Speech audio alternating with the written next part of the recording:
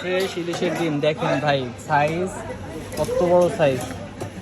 এটাতে ওয়েট হবে প্রায় 200 গ্রাম তো হবেই। ফ্রেশ ইলিশ, এই যে ইলিশ মাছের চোখ দেখেন তাও চাইয়ে রয়েছে।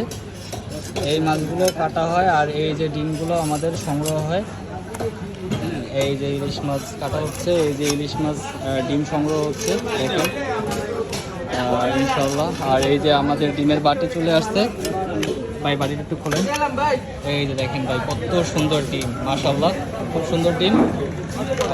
নিতে পারবেন তাজা মাছের ডিম, কোনো পচা ইলিশ নোনা ইলিশের ডিম না, তাজা মাছের ডিম। এই যে বের হইতেছে ডিমটা দেখুন।